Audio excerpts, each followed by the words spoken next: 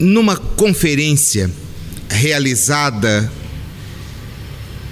num seminário realizado pela Justiça, o Poder Judiciário, na cidade de Cuiabá, a juíza Amine Haddad expôs casos de crueldade contra a mulher, mostrando fotos de meninas nacionais e estrangeiras violentadas e mutiladas. Ela apresentou estatísticas demonstrando o quanto as mulheres ainda são vítimas da crueldade. Basta que examinemos as informações constantes dos dados da Organização das Nações Unidas para que constatemos o que se denomina mapa da crueldade. Com base nesses dados da juíza, que é hoje responsável pelo juizado especial na cidade de Várzea Grande, no estado do Mato Grosso, existem 5 países onde as mulheres nascem e não têm valor algum. O primeiro deles é o Afeganistão.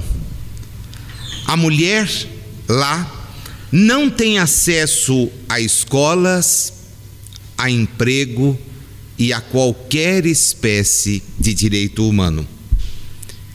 Depois, o Congo, onde a violência sexual é tão comum que 90%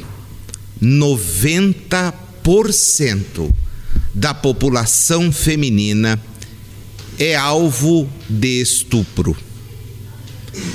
O Paquistão mantém nos nossos dias a pena de apedrejamento até a morte. Na Índia, 4ª colocada entre os países onde renascer no sexo feminino é um grande desafio, as meninas, além de serem vítimas de infanticídio, são leiloadas, escravizadas, abusadas e, pasmem, depois disso, doadas para o tráfico de órgãos. Vem por fim a Somália, onde os dados são absurdamente chocantes. Estimam as Nações Unidas que 134 milhões de bebês são abortados por serem meninas. Tanta crueldade também não está distante do Brasil, onde os números, infelizmente, nem sempre completos, revelam práticas abusivas contra a mulher, demonstrando em muitas delas o que nos revolta, porque aquele que abusa das mulheres que estão à sua volta recebe o título de pai, de tio, de avô. No recesso das casas, as meninas e jovens são submetidas à barbárie de cidadãos que ostentam muitas vezes perante a comunidade o rótulo de homens respeitáveis, que não o são. O dia 8 de março, que se perde na história, pois que até mesmo as datas reivindicatórias acabam sendo jogadas pelas brigas e intrigas do ponto de vista internacional, não é nascido, como se divulga, num pseudo-incêndio ocorrido em Nova York. É sim uma data socialista, pois que foram as mulheres russas quem, submetidas a trabalhos desumanos, resolveram contestar a ditadura que lá imperava, sob o nome pomposo, glorioso de movimento revolucionário. A história do 8 de março é objeto de pesquisas por aqueles que se dedicam ao assunto. E eu confesso para vocês, busquei encontrar um livro que traz essa história pela primeira vez debatida. E ao encontrá-lo, ao examiná-lo, percebi que também aqui as mulheres foram vítimas do engodo de homens que se imaginam superiores a elas, a ponto de querer inverter a luta que elas fazem. 8 de março, que nós aqui podemos de certa forma aplaudir, como o fizemos no início do encontro, ainda é motivo de muita preocupação, pois não seremos um mundo regenerado, etapa subsequente à do mundo de expiações e provas, como assinala Allan Kardec no capítulo 3º do Evangelho segundo o Espiritismo, se na terra houver a barbárie, a violência praticada contra quem quer que seja. Se as mulheres brasileiras, que ainda recebem menos do que os homens, que ainda são estupradas e violentadas dentro do recesso dos lares, que ainda sofrem discriminações por parte do coletivo, podem, de certa forma, comparar a sua trajetória com as de outras mulheres e ver que talvez estejam numa situação um pouco mais remediada.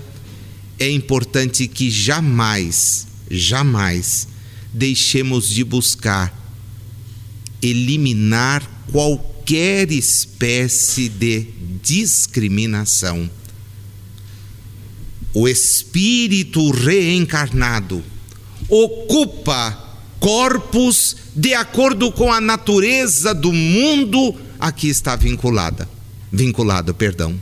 E se estamos vinculados à Terra, a possibilidade de externar a nossa vinculação pode se dar no sexo masculino, como também no sexo feminino. Assim, dentro da clareza das leis reencarnatórias, é bom que sejamos sempre solidários à expressão oposta a que estivermos momentaneamente ostentando, porque é das leis reencarnatórias que aqueles que não se mostram suficientemente maduros para encarar as oportunidades que têm, podem vir a ocupar corpos diferentes, de maneira a aprender e a valorizar aquelas expressões e aqueles corpos. As mulheres do mundo, nossa solidariedade, nosso desejo, que não é apenas no verbo, mas que vai buscar e deve buscar atitudes concretas, o desejo de que sejam reconhecidas pelo valor que têm. A providência me cumulou na presente reencarnação com o convívio de duas mulheres excepcionais, minha mãe e minha avó. Sozinhas, na viuvez, mantiveram-se altivas e dignas. Foram objeto da mais sórdida manifestação de preconceito, porque minha mãe não conseguiu alugar casas, porque não tinha um homem que pudesse garantir o pagamento, apesar de exibir olerites da sua vinculação ao Estado. Foram olhadas com desdém, porque o machismo ridículo faz com que as mulheres sejam vistas como objeto, o que elas efetivamente não são. Esse exemplo calou muito fundo, de maneira que nós, nesse nosso estudo, não poderíamos deixar de registrar nossa alegria, porque há uma data, mas nossa tristeza, porque essa data ainda revela os preconceitos de que são vítimas as mulheres. Sejamos agentes da construção de um mundo melhor, mas que começa em nós. As questões de hoje nos levam a refletir acerca da crueldade, esta que é praticada contra mulheres, contra crianças e mesmo contra outros homens, que vai da dureza, como Kardec examina, até a sutileza, na crueldade da destruição.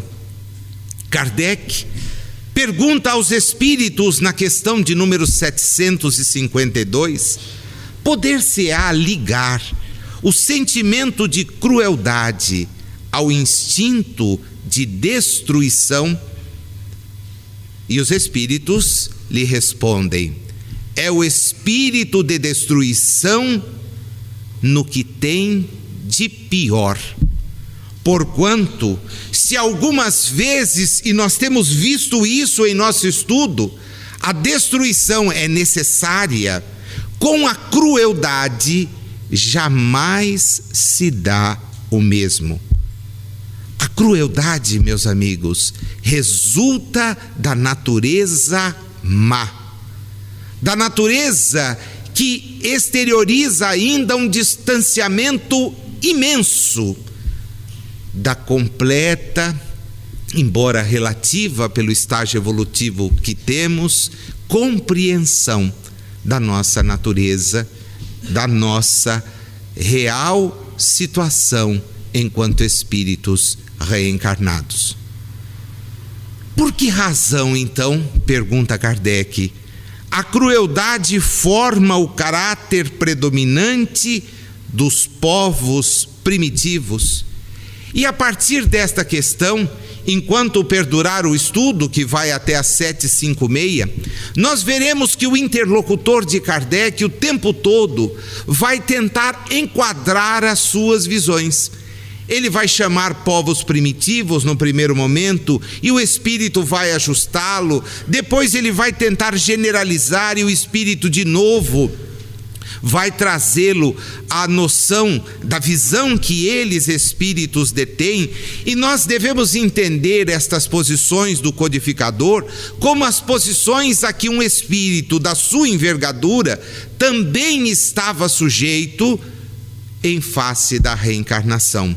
Kardec parece, em vários pontos, ser alguém extremamente tocado pelo eurocentrismo.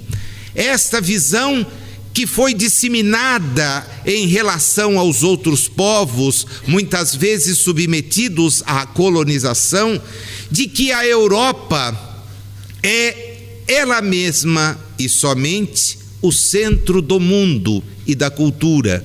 As visões dos demais não têm a relevância da visão tida por aqueles que residem nesta parte do mundo. É uma cultura muito forte que vem sendo construída logo depois do término da Idade Média e que vai no iluminismo com a valoração daqueles pontos que para os europeus eram os pontos principais, acabar por se disseminar no mundo.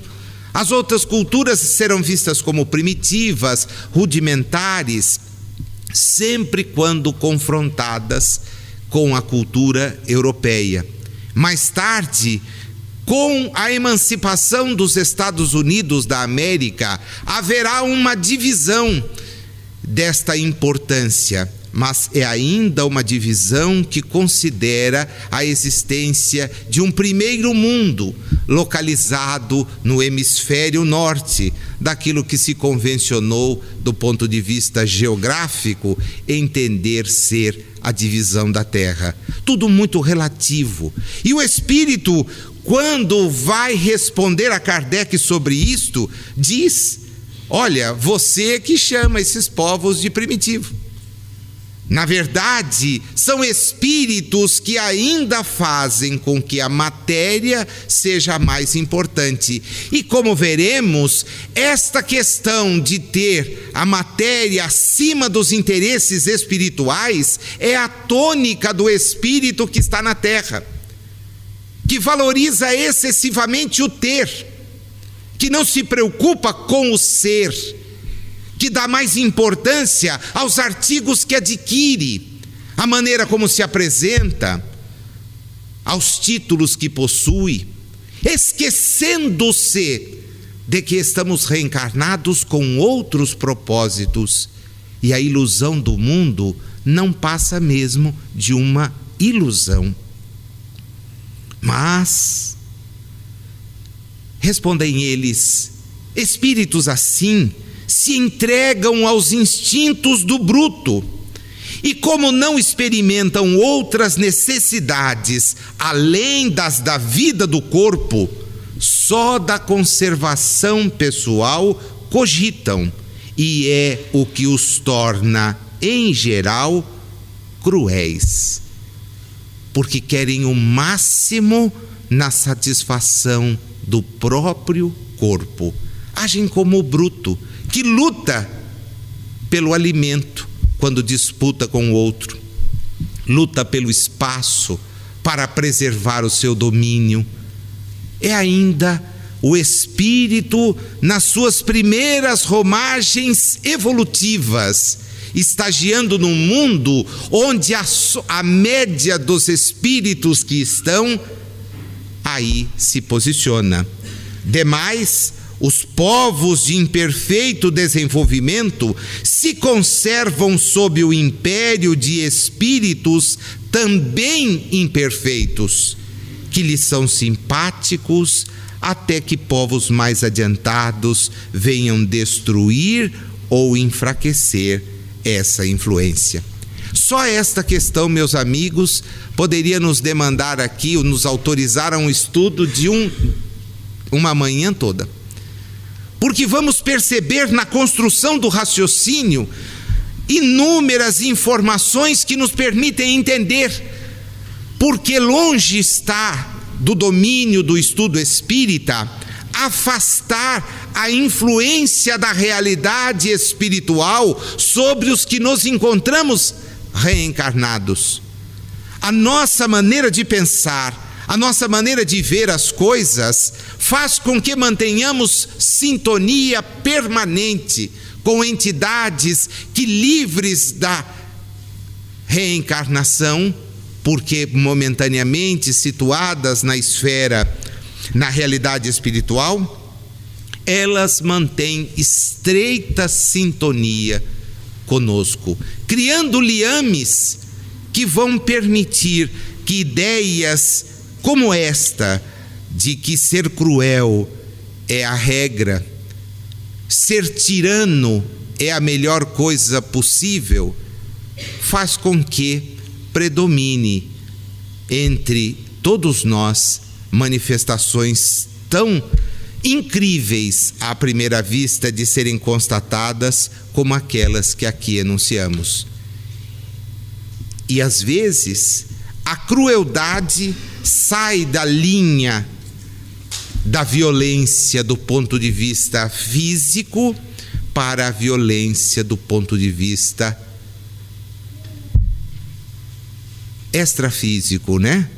Na violência moral, do achincalhamento, da diminuição e por aí afora. A crueldade não derivará da carência de senso moral?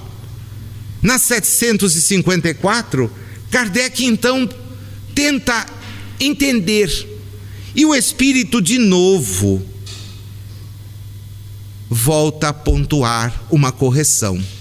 Dize da falta do senso de desenvolvimento do senso moral. Agora, nunca diga carência. Exatamente porque, como princípio, todos nós temos possibilidade de desenvolver este senso moral. Estamos, como diz o Espírito que responde, neste processo de evoluir. E esse senso moral que nos seres cruéis não existe, mais tarde fará com que eles sejam bons e humanos. Ele está presente no selvagem, mas como um princípio do perfume no germe da flor que ainda não desabrochou. A inteligência que nos dirige nos dá a oportunidade de, através do convívio, ir ensinando-nos mutuamente. Põe ao lado de espíritos ainda cruéis, que veem as romagens reencarnatórias almejando progredir, a companhia de espíritos que vão, com os seus exemplos, estimulá-los ao reflexo.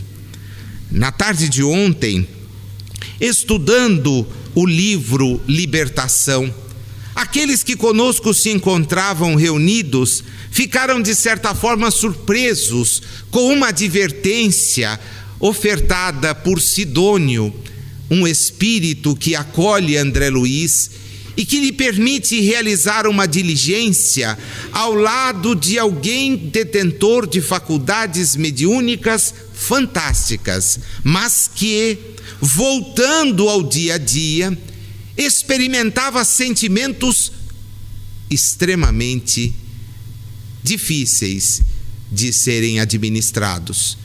E André Luiz o tempo todo quer saber qual a razão pela qual as entidades que assessoravam aquele médium, aquela médium, no transcurso dos trabalhos desenvolvidos em favor de terceiros, deixavam a médium sozinha consigo mesmo, nos instantes em que não tinha a tarefa. A lição é muito interessante e é longa, mas o fato é que o Espírito nos chama a atenção, e André Luiz nesse momento retrata as suas palavras para que nós possamos refletir acerca do alcance de que cada um de nós progredirá sozinho. Cada um de nós evoluirá sozinho. As entidades espirituais, como fizeram desde o surgimento do Livro dos Espíritos, de maneira coordenada e correta, nos trazem as informações. Mas depende de nós, do nosso esforço, da nossa dedicação, vencer as limitações que temos. Ninguém dará um passo por nós. E aí eu tive a chance então, de retomar as visões religiosas do mundo, que colocam o homem como alguém que deve esperar de Deus lhe suprima os defeitos e a ausência de qualidade. Quando, na verdade, Deus nos criou destinando a perfectibilidade, mas nós haveremos de alcançá-la. E haveremos de alcançá-la nessa luta. Ir sufocando, temos em nós o germe do bom, mas ele é sufocado pela ignorância com que entendemos a realidade da vida. Basta nos ver diante da disseminação de notícias. Será que nós somos disseminadores de boas notícias? Puxa, você viu que gesto nobre, você vê que posição tão delicada, olha que maravilha. Pelo contrário, o sujeito conta são as desgraças do dia anterior. E aí vai me dizer assim: mas Nazil, quando eu sintonizo o aparelho televisor, eu só vejo desgraças. É o que dá Ibope. Tem sujeito que fica ganhando dinheiro só transmitindo a desgraça alheia, porque tem uma torcida imensa. E estes são os pontos que são comentados depois, repassados. Nós mesmos dificilmente olhamos o lado bom das coisas. Nós estamos sempre a censurar.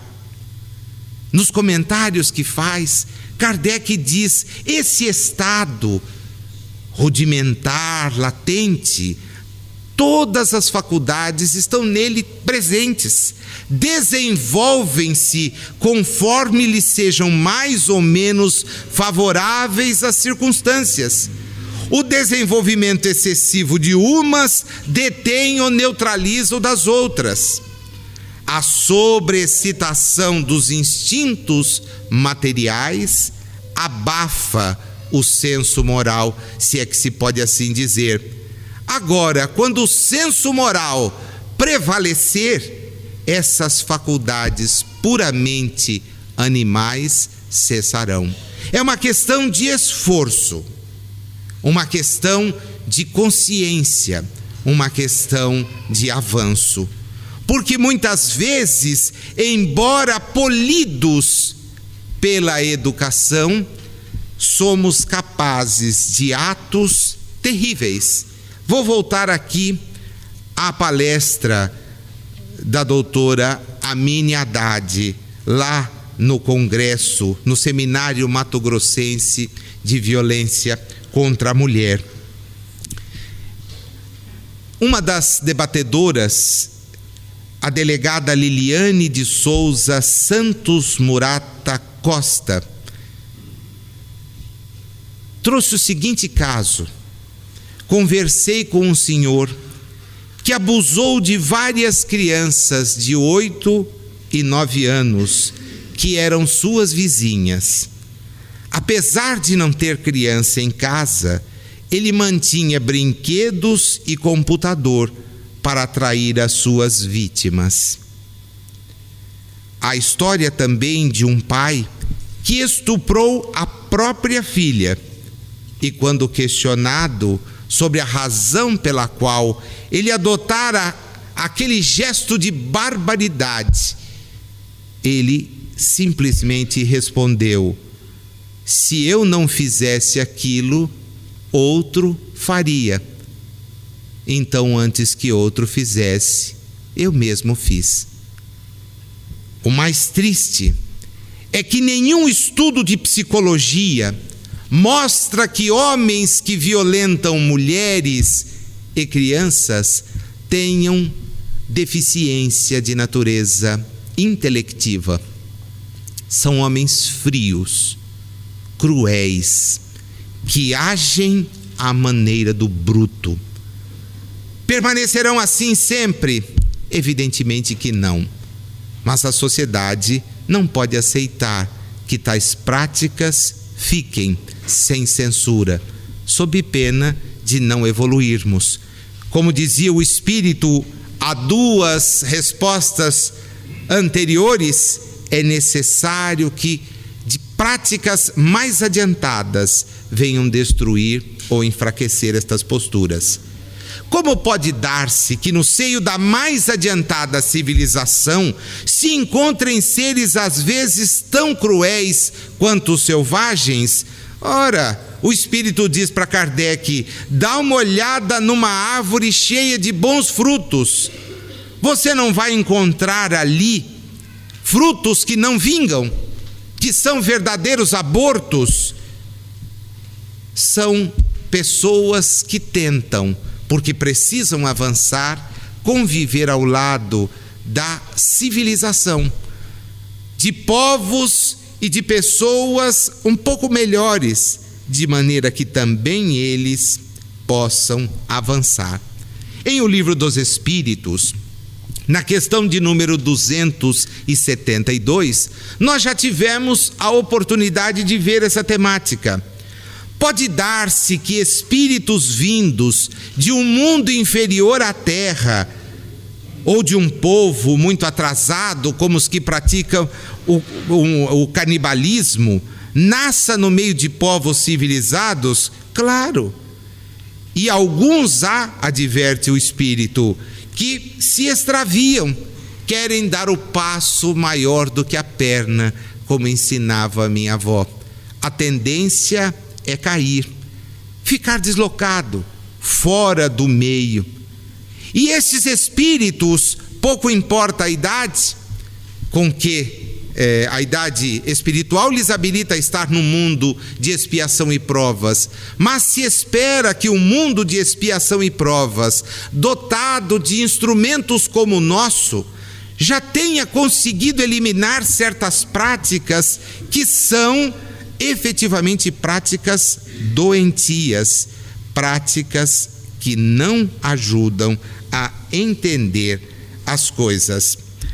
Em O que é o Espiritismo, capítulo 3, o item é o de número 141, espíritos inferiores, saídos de raças ainda bárbaras, quando reencarnam em meio ao que não é seu e onde estão deslocados, colocam as coisas como se nós tivéssemos um prédio rústico no meio de uma cidade adiantada.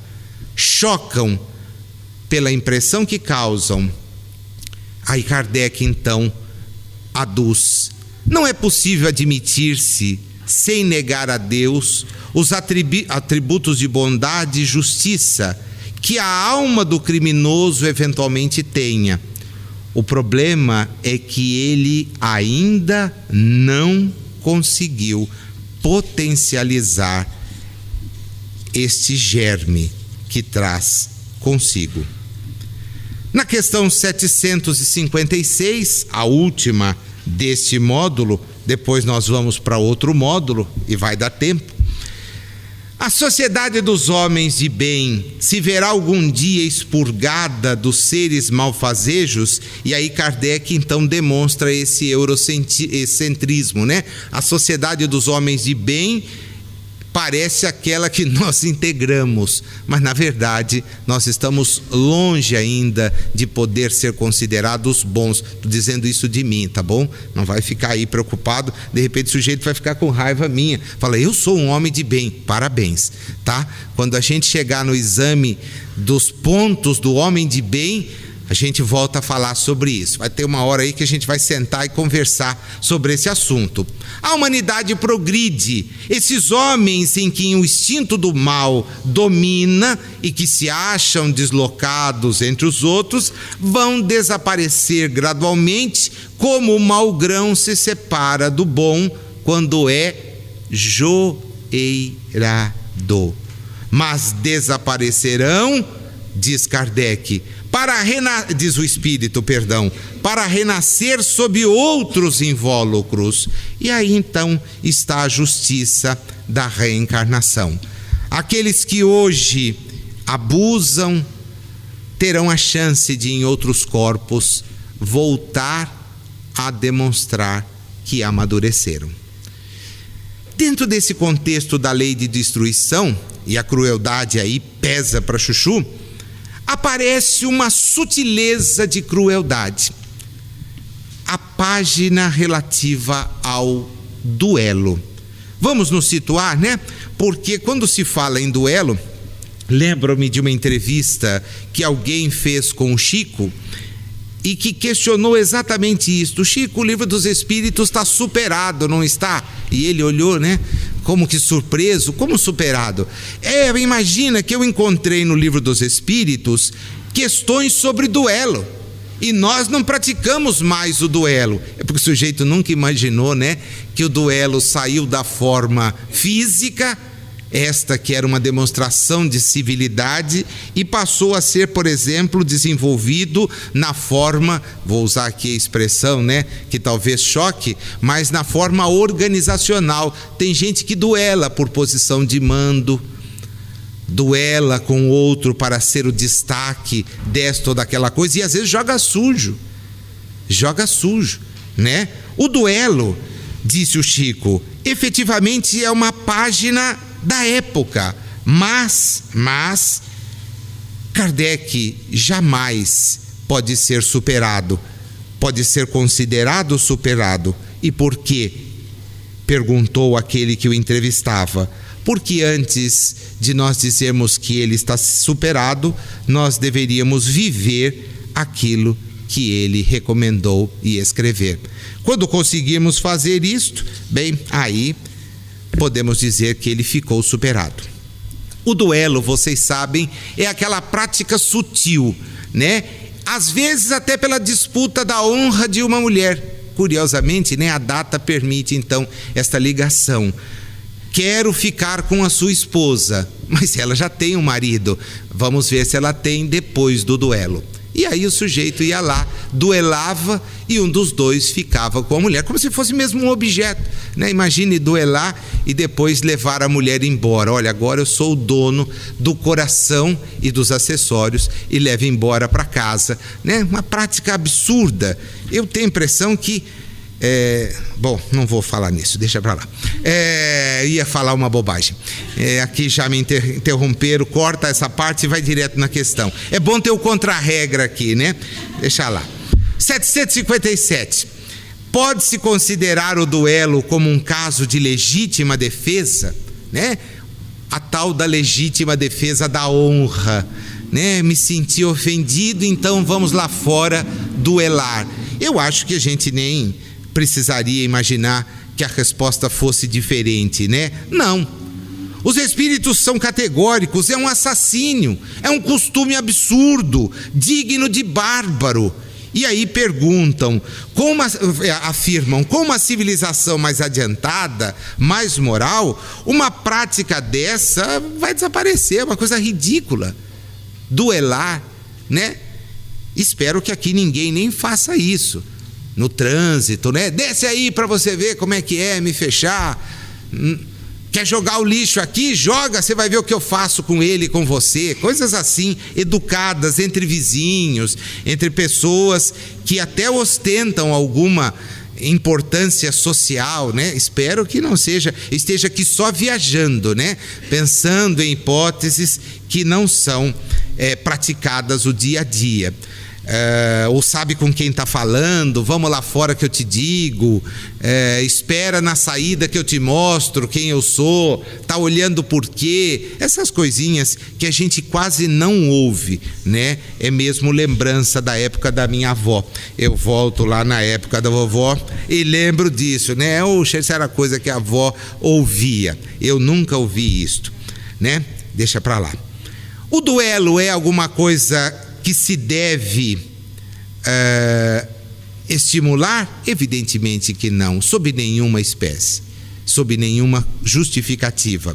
Na 758, poder-se-á considerar o duelo como um assassinato, um assassínio, por parte daquele que, conhecendo a sua própria fraqueza, tenha quase certeza de que sucumbirá, né? Imagine eu encontrar um sujeito maior do que eu, e não dar risada porque tem, e desafiar esse sujeito, e esse sujeito então, puxa, Nazil, está cometendo um assassínio? Não, os espíritos estão se suicidando, né? Porque quem busca duelar com alguém que é maior do que si, no fundo está buscando o suicídio.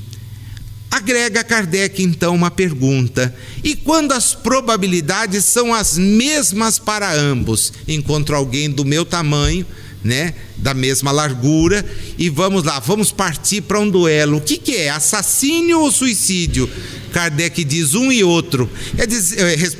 Ouve a resposta um e outro. Quer dizer, ambos têm a mesma sorte, ambos violam a lei de Deus. Eu antecipei porque nos comentários ele diz em todos os casos, mesmo quando as probabilidades são idênticas para ambos os combatentes, o duelista incorre em culpa. Primeiro, porque atenta friamente e de propósito deliberado contra a vida do seu semelhante. Depois, porque expõe inutilmente a sua própria vida sem proveito para ninguém. Nós acabamos de estudar que a conservação precede a destruição. Pleitear uma oportunidade reencarnatória é para todos nós um desejo ardente. Nós ansiamos voltar à experiência da Terra para justamente demonstrar que as provas que pedimos serão suportadas com garbo, com vontade, porque elas têm um objetivo. Elas representam um ajuste de contas conosco mesmos. Nós que violamos as leis divinas, pedimos a chance de voltar à Terra justamente para demonstrar que somos maduros e vamos enfrentar as adversidades que semeamos, primeiro, sem reclamar, segundo, buscando vencê-las. Aí então a pergunta que deveria ser disseminada para os que defendem a temática que ela traz: que valor tem o que se chama ponto de honra em matéria de duelo? Orgulho e vaidade. Nazil significa então que eu não devo ter honra? Não. Significa que você deve honrar-se de ser alguém que luta para vencer-se e que sabe-se portador de inúmeras limitações. Daí porque levar essa questão de que a honra precisa ser lavada com sangue é voltar no tempo para épocas que nem a minha bisavó certamente experimentou. Mas não há casos em que a honra se acha verdadeiramente empenhada e em que uma recusa fora covardia, né? Não, aqui a gente tem essa regra: se me ofender, eu vou lá fora e faço engolir a ofensa. Tem gente que, espero que não aqui, né, que ainda diz: não levo desaforo para casa. Espero aí que ninguém tenha jamais dito isso, né? Para sair lá fora e resolver a questão. Eu não levo desaforo para casa. Leva e esquece. Não, eu não levo. Eu volto lá, chamo a pessoa, trago ela à minha frente e obrigo a desdizer o que disse, nem que seja para partir para a luta. E aí, depois de vencer, eu então saio feliz. Olha, minha honra foi lavada. Vou para casa feliz, né? Porque arrumei um inimigo para agora e para sempre. Diz a entidade que responde: isso depende de usos e costumes. Cada país e cada século tem a esse respeito um modo de ver diferente. Quando os homens forem melhores e estiverem adiantados em moral, compreenderão que o verdadeiro ponto de honra está acima das paixões terrenas e que não é matando ou se deixando matar que repararão agravos. Percebamos o alcance, reflitamos. Nos comentários que traz, Kardec diz que a maior honra que podemos demonstrar é nos confessarmos culpados. É reconhecer que, se estamos diante de faltas descobertas, gostaríamos de demonstrar nosso arrependimento. Já pensou se isso acontecesse em certas listas entregues à justiça para a apuração de desvios imputados a detentores de mandatos? Se nós pudéssemos assistir gestos de grandeza de criaturas que, tendo errado, pedem desculpa pelos erros que cometeram. Porque a grandiosidade de quem toma uma atitude desta, e ela existe em países do mundo, onde por muito menos um detentor de cargo ou função pública deixa evidente o seu arrependimento e se afasta daquela função, há a generosidade do perdão. O reconhecimento das falhas faz com que generosamente nós sejamos perdoados. Porque a grandiosidade está em reconhecer que espíritos falíveis que somos, devemos ter uns para com os outros consideração. Aliás, é da prática de dizer-se certas orações, reconhecer isto publicamente, até na condicional. Tem uma delas que diz: perdoa as nossas dívidas na exata medida em que perdoarmos aos nossos devedores. É o gesto de grandeza. Abole-se a crueldade, eliminam-se os duelos, porque entendemos todos solidários uns para com os outros. Somos todos convidados a exercer o que Emmanuel denomina abençoar. A página com que encerramos a exposição de hoje é lindíssima. Deixa que a bênção de Deus te ilumine o coração para que saibas abençoar. É preciso, pois, saber abençoar. E porque ninguém prescinde do amor para viver.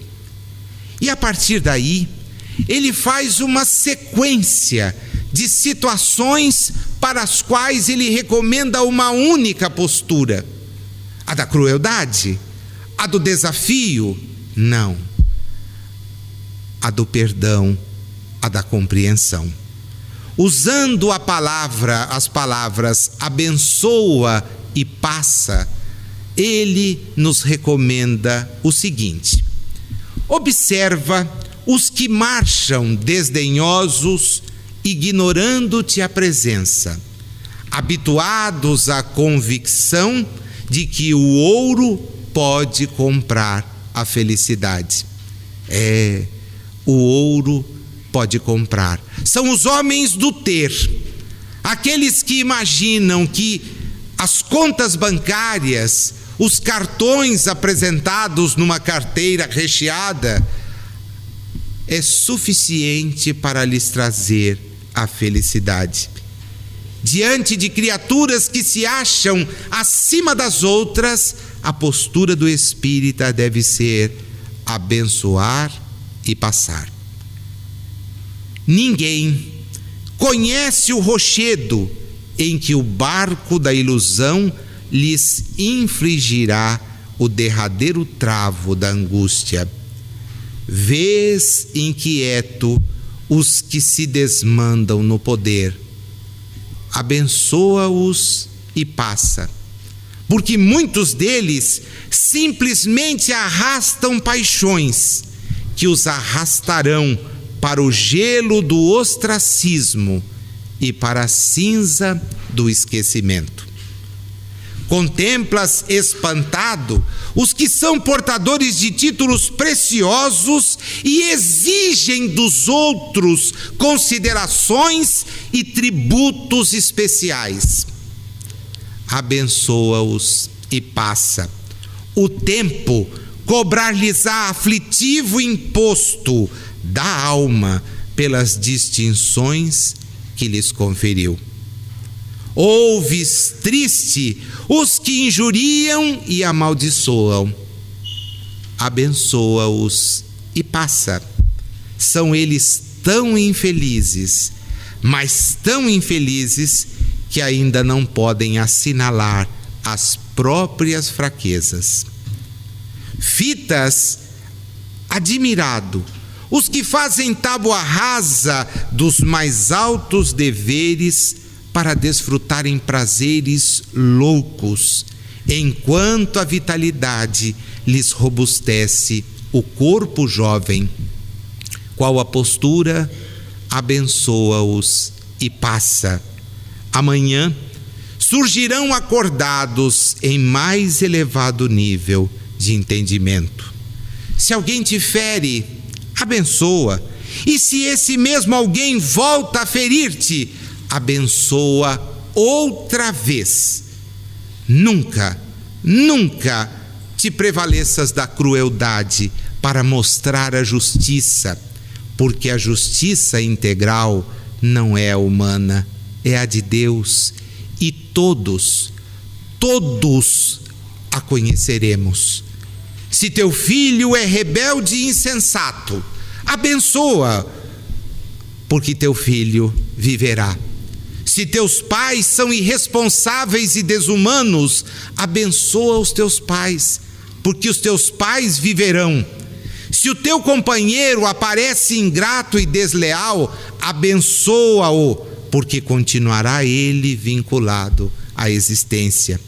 Se há quem te calunia, persegue, abençoa, porque todos eles viverão, e é vivendo que encontrarão a justiça de Deus. Se formos humilhados, batidos, esquecidos, insultados, abençoemos sempre. Sabe por quê, meus amigos? Porque basta a vida para retificar os erros da consciência. E a doutrina espírita nos explica que a vida é a regra. As existências são momentos que temos, distantes da verdadeira vida, para demonstrar se já atingimos algum grau de maturidade. Como se isso tudo não bastasse, há 2000 anos, Jesus, entendendo a dificuldade da nossa capacidade de crescer, legou-nos uma lição muitas vezes repetida, porém dificilmente praticada. Interpelou o Pedro, dizendo: Mestre, quantas vezes devo oferecer o perdão àquele que me ofende? Aquele que é cruel, o que parte para o embate do duelo, não é capaz de perdoar uma única vez. E Pedro, evocando os números que constavam dos escritos divulgados nas sinagogas, faz chegar a Jesus a indagação: Senhor, disseram os antepassados que devemos perdoar 7 vezes. Se assim eu fizer, ajo conforme a lei de Deus? Pedro, perdoarás não 7 vezes. Nós sabemos a lição, é só praticar.